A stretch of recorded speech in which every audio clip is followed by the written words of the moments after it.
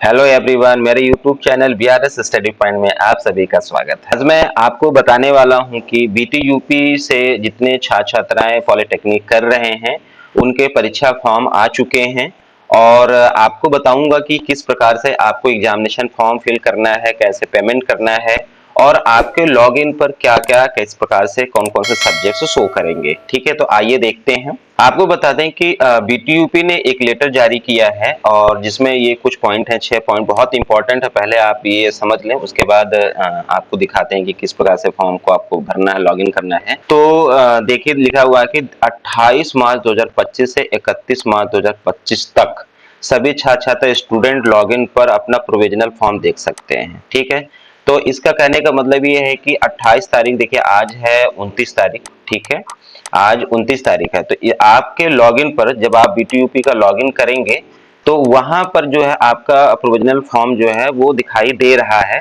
ठीक है, अभी आपको दिखाएंगे क्या क्या उसमें शो करेगा, तो आप अपना प्रोविजनल परीक्षा फॉर्म देख सकते हैं। ठीक, उसके बाद क्या है कि परीक्षा में सम्मिलित होने वाले स्टूडेंट का नाम आपको डेटा चेक करना है कि जो आपके प्रोविजनल फॉर्म पर दिखाई दे रहा है वो सही है या नहीं है।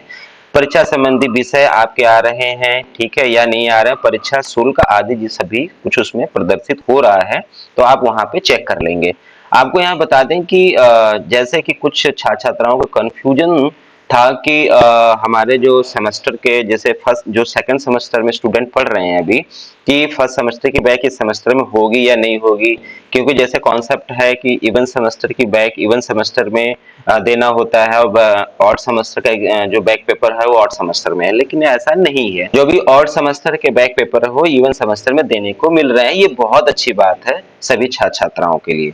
उसके बाद देखिए सेकंड पॉइंट बहुत इंपॉर्टेंट है आपके लिए कि आप अपने लॉगिन खोलेंगे, स्टूडेंट लॉगिन पर जाकर अपना इनरोलमेंट नंबर और पासवर्ड डाल के वहां पर इसको लॉगिन करेंगे और आप देख रहे हैं कि 1 मार्च 2025 से 10 अप्रैल 2025 ये डेट आप याद रखें। ठीक है, ये एक डेडलाइन है, ठीक है, 10 अप्रैल, ठीक है, तक ऑनलाइन शुल्क का भुगतान कर परीक्षा फॉर्म सबमिट करेंगे। ये पहली बार हो रहा है बीटीयूपी में कि स्टूडेंट जो है वो ऑनलाइन फीस जमा करेंगे परीक्षा फॉर्म का। ठीक है, इससे पहले क्या होता, कॉलेज में परीक्षा फॉर्म जो भी बैक होता था उसकी फीस जो होती थी वो कॉलेज में जमा होती थी, लेकिन इस बार से आपको खुद ही ऑनलाइन पेमेंट करना है।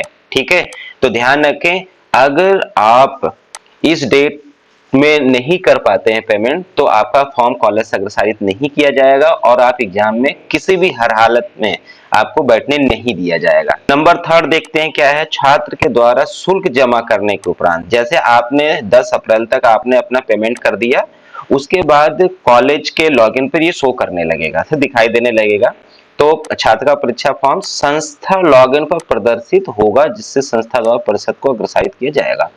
तो आप जब पेमेंट कर देंगे उसके बाद कॉलेज के लॉगिन पाएगा, कॉलेज के द्वारा जो है उसको फॉर्म को आपको फॉरवर्ड किया जाएगा बीटीयूपी को, तब आपका पूरा कंप्लीट प्रोसेस माना जाएगा। यदि आप लॉगिन नहीं करते हैं तो कॉलेज पर शो नहीं करेगा और कॉलेज अग्रसारित नहीं करेगा, बीटीयूपी को आपका परीक्षा फॉर्म नहीं पहुंचेगा, तो आप नहीं एग्जाम दे पाएंगे। ठीक है, फोर्थ पॉइंट ये संस्था के लिए है कि कॉलेज का जो लॉगिन है वहां से उन कॉलेज को दिया गया है कि 12 अप्रैल तक जो है आपके फॉर्म जो हमें फॉरवर्ड करने हैं। ठीक है, बोर्ड को आप 10 तक करेंगे और कॉलेज 12 तक करेगा। ठीक है, और कॉलेज के लिए ही ये इंफॉर्मेशन है कि पोर्टल जो है वो रात 12 अप्रैल के रात 12 बजे ये बंद हो जाएगा, तो 12 अप्रैल के बाद कॉलेज भी आपका फॉरवर्ड नहीं कर पाएगा, ये पूरी जिम्मेदारी कॉलेज के प्रिंसिपल की होगी। ठीक है, देखिए लास्ट में एकदम साफ साफ एक पॉइंट लिखा है कॉलेज के लिए कि किसी भी छात्र छात्रा का परीक्षा फॉर्म परिषद को अग्रसारित किए जाने के पूर्व प्रधानाचार्य यह सुनिश्चित हो ले संबंधित छात्र को परीक्षा में बैठने से रोका तो नहीं जाना है।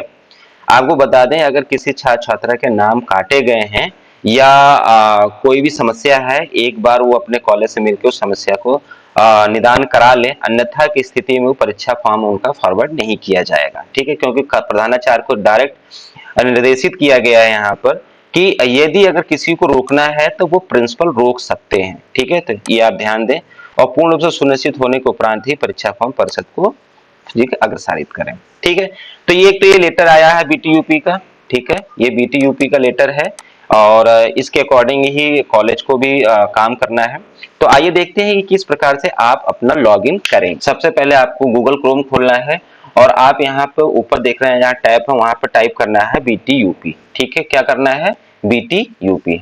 तो BTUP करेंगे तो कुछ इस प्रकार से पेज खुल के आ रहा है, देख रहे हैं। ठीक है, और आपको ये जो पहले वेबसाइट दिख रही है जो ये बोर्ड ऑफ टेक्निकल एजुकेशन, ठीक है, इस पर आपको क्लिक कर देना है। तो देख रहे हैं इस प्रकार से एक होम पेज खुलकर आता है। ये सभी को पता है जितने स्टूडेंट पढ़ रहे हैं। और यहाँ देखिए आप, ये लॉगिन है। ठीक है, ये लॉगिन वाले सेक्शन पे जाएंगे और यहाँ देखिए स्टूडेंट लॉगिन है, एग्जामिनर लॉगिन है, इंस्टीट्यूट लॉगिन है। तो आपको स्टूडेंट लॉगिन पर क्लिक करना है। जैसे ही आपने लॉगिन किया, देख रहे हैं एक नेक्स्ट पेज खुल के आ गया है, होम पेज। ठीक है, अब यहाँ देखिए क्या क्या ऑप्शंस हैं। होम, स्टूडेंट लॉगिन और स्टूडेंट रजिस्ट्रेशन, फॉरगेट पासवर्ड।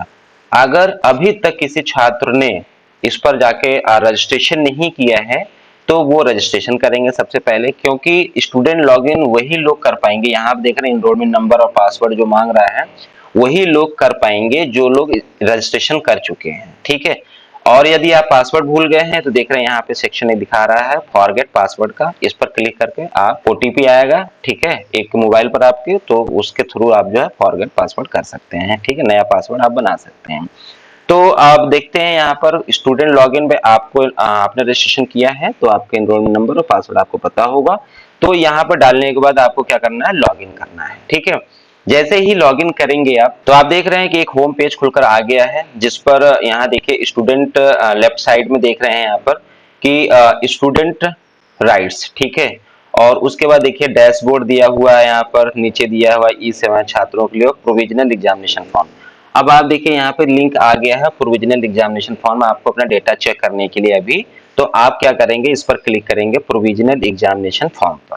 ठीक है, जैसे आप यहाँ पर क्लिक करेंगे देखेंगे कि आपका ये होम पेज खुलकर आ गया जहां पर आपका डाटा यहाँ पर सब कुछ शो कर रहा है। ठीक है, तो आप देख रहे हैं यहाँ पर स्टूडेंट रजिस्ट्रेशन, ठीक है ना, स्टूडेंट डिटेल में एनरोलमेंट नंबर, सेमेस्टर आपका कौन सा है, आपका नाम क्या, branch, father name, mother name, gender, date of birth, ये सब आप चेक कर लेंगे कि सब कुछ सही है या नहीं है। ठीक है, उसके बाद देख रहे हैं कि आधार नंबर आप दिखा रहा है यहाँ पर, ईमेल आईडी है, ठीक है ना, ईमेल आईडी हो गई। ठीक है, और उसके बाद देखिए अगर आपकी कोई बैक पेपर है, ठीक है, तो यहाँ पर देख रहे हैं इस वाले सेक्शन में बैक पेपर डिटेल वाले सेक्शन में आपकी बैक भी शो करेगी। ठीक है, ये स्टूडेंट फाइनल ईयर के हैं तो यहाँ इलेक्टिव सब्जेक्ट चलता है, तो ये उनको यहाँ दिखाई दे रहा है कि इलेक्टिव सब्जेक्ट है जो पढ़ रहे होंगे इस समय। फर्स्ट ईयर सेकंड ईयर का ऐसा कोई लेना देना नहीं। और लास्ट में देखिए दिया हुआ है एग्जामिनेशन फीस डिटेल। ठीक है, तो एग्जाम फीस कैसे दिखा रहा है? 420 रुपए आपका सेमेस्टर एग्जाम फीस होती है, इसलिए यहाँ दिखा रहा है ये। और अगर आपकी कोई बैक है, आपको बैक का रूल पता है कि एक बैक पेपर के 200 रुपए हैं, दो बैक के भी 200 रुपए हैं। उसके बाद अगर और बैक आती हैं, मान ली 3 बैक है तो 100 रुपए के हिसाब से आपको बैक पेपर फीस जमा करना होता है। अगर आपकी बैक होगी या मान लो एक बैक है तो 200 रुपए दिखाएगा, तो टोटल जो है 620 रुपए आपको यहाँ पर शो करता है और जमा करना होता है। ठीक है, तो अभी ये प्रोविजनल एग्जामिनेशन फॉर्म है, इसलिए फीस का कोई लिंक नहीं आया है, लेकिन 1 अप्रैल से आपका फीस का लिंक यहीं पर ओपन हो जाएगा नीचे।